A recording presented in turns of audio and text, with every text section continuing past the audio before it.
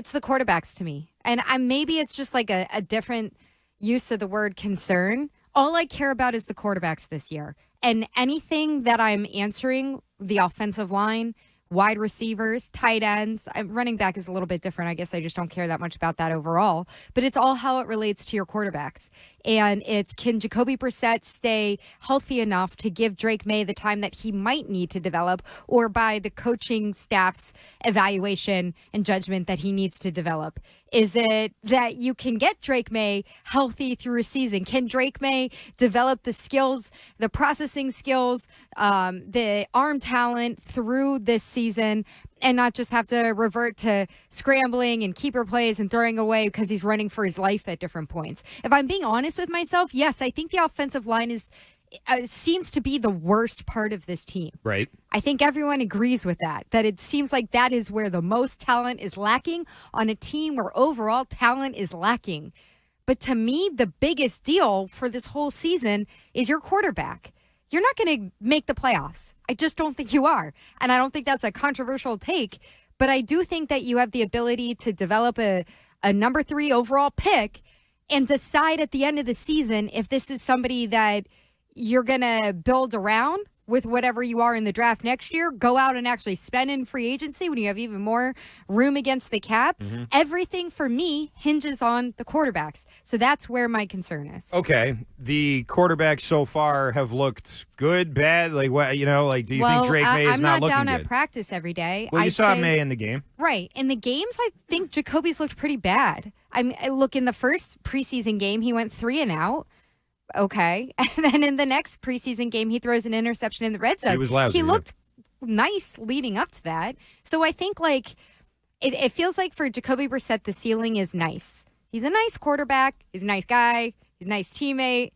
And with Drake May, I told you before on Friday, I thought he was a B+ in that game. I thought some of the stuff that he did that we had heard so much about him being sloppy at, he looked pretty polished. So he looks like his footwork is not really a problem. He looks like he's processing the defenses he's seeing on the other side well. He looks like he can handle just going to the check down or throwing it away instead of just throwing boneheaded interceptions. So if the offensive line was better, then quarterback wouldn't be your biggest concern, right?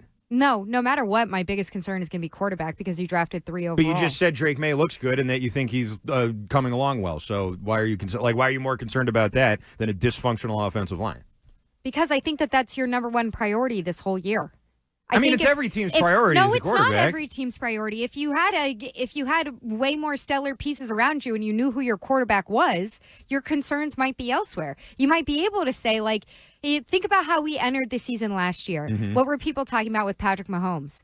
Oh, he's lost so much of his supporting cast. Right. Is he going to be able to make these weapons look better than they are? I mean, he lost Tyreek Hill and that was the narrative for that team last year going into the season. And so I think at different levels of teams, you have different concerns about what your season's about. To me, this season is entirely about the rookie quarterback. I agree. And I do think that it is all about him. If it's about what I'm most concerned about, it's not him. I think that he is coming along better. I think that if the offensive line can't protect him, then that's going to make this all sort of a moot point. Then you're concerned for the quarterback, and I picked the offensive line just like everybody else. This is Dewey over Truman here. I mean, this was about as big of a landslide as you can get. Or Truman over Dewey, I should say. And that is sort of timely reference there. It was, I thought.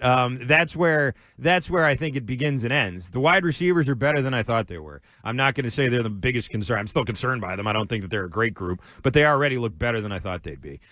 Drake May looks better than I thought he'd be. I didn't think he was going to be ready. I didn't think he'd go out there and even be able to do what he did in that game last Thursday against the Eagles. I just thought it would look worse. So he's looked better. The running backs and tight ends haven't been really all that great. I didn't expect much from them, and I didn't really expect much from the offensive line, but they're just it's so dysfunctional on the ends there. And when you talk about the offensive line, you talk about it as one big unit, and I get that. It's not always fair to do that because up front and up the middle, it's not really that big of a train wreck. But on the ends, it is. I mean, it just is. There's no way around it. You could even break it down like just the tackle position, and that's really what it's all about. You saw it already. You saw it in the games. You're seeing it in practices. You saw it in those joint practices. We didn't watch it, obviously, but how many times was Drake May getting sacked by the ones? He got sacked like 11 times in one session, which is ridiculous, and that's just sort of where we are. That's where this thing is. Drake May's not going to be able to progress if this offensive line's getting him sacked 11 times in a joint practice. That seems impossible. The receivers, I think, will come along. I think that Drake May has the raw ability to be a functioning quarterback in this league, but none of that's going to matter if that offensive line continues to look like this. And if they can't put a tackle out there, we heard Elliott Wolf's big plan. And I'll tell you what, I hate it.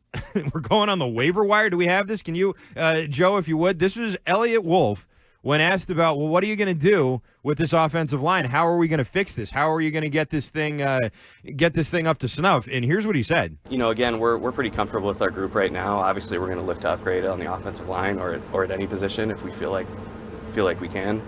But I think we gave up 1 sack the other night. Again, it was Phillies 2s, but it was an improvement to the practice on Tuesday. So again, we're just looking to see how these guys respond to the adverse situations. Can you envision yourself carrying 4 quarterbacks? Those are conversations that we'll have moving forward. I think we're going to try to carry the best 53, whoever those guys are. The fact you picked third, how much of an advantage is it? And we take advantage of that, pick to have the third pick coming around. Yeah, absolutely. Our scouting department right now is all they're doing is just grinding through the preseason film, watching players, talking to other teams, see who might become available. Having the third claim spot is a good advantage, and we'll be aggressive, I think. Oh, good. Finally, we'll be aggressive. That's great, Elliot. Great to hear. Great to hear that for the first time you were aggressive in one other sense. You were aggressive in aggressively re-signing your own players from the 4-win team. So you were aggressive there. All right, you got to give them some credit for that. Got to credit where it's due. There was aggression there. You made sure you gave everybody money. You got everyone re-signed except for Matthew Judah. And now you're third on the waiver wire, and you're going to get aggressive once the cutdowns start coming. Ugh. That's not what I wanted to hear. I mean, there's no other choice. It's not like you have a lot of other options at this point, unless you want to go out there and trade some future draft picks. But to hear that, we're really going to grind out that waiver wire, that's the type of dumpster diving that I just think the Patriots fans are sick of at this point. If you're talking about upgrading from the outside, it's not, you're not, it's a new day, right? Isn't it supposed to be not the Bill Belichick regime anymore? I just feel like this is that kind of thing, that kind of value add. Well, we're fine. We don't need any help. We'll just go find somebody on the waiver wire, and that'll be our left tackle, and we'll just be fine because we're the Patriots. Like, those days are long gone.